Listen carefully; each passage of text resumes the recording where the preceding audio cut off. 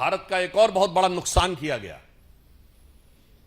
वो क्या किया गया? आप सबने फिल्मों में डायलॉग सुना होगा। एक वो पुरानी फिल्म थी 1991 की शायद, जिसमें दिलीप कुमार और राजकुमार दोनों थे, जिसमें उनका हेलीकॉप्टर लैंड कर जाता है तो कहता लो बंदूक मार लो, तो कहता नहीं हम तुम्हें मारेंगे और जरूर मारेंगे, मगर तब जब बंदूक भी हमारी होगी, गोली भी हमारी होगी, इलाका भी हमारा होगा और वक्त भी हमारा होगा। ये डायलॉग सिर्फ फिल्मों में सुना होगा,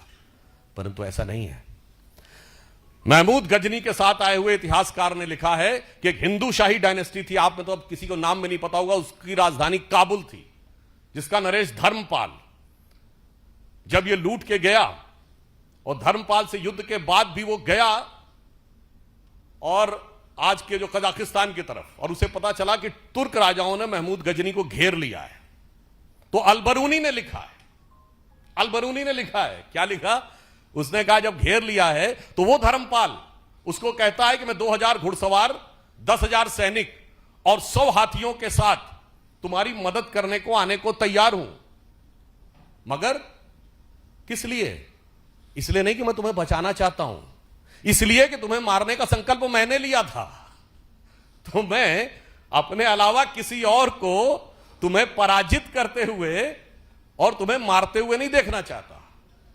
ये वो चीज थी जिसने भारत को बचा के रखा, ना कि एक गाल के बदले दूसरा गाल आगे कर देने के सिद्धांत ने। इसलिए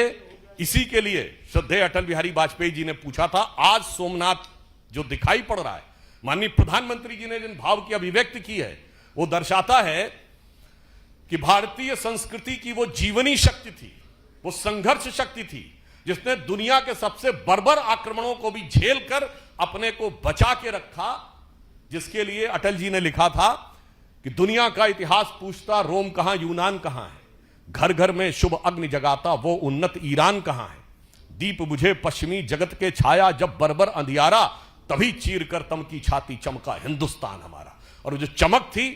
उसकी अभिव्यक्ति सोमनाथ के प्रथम ज्योतिर्लिंग में दिखाई पड़ती थी। मगर अफसोस 1835 में मैकॉले ने जो विष हमारे दिमागों में भरना शुरू किया,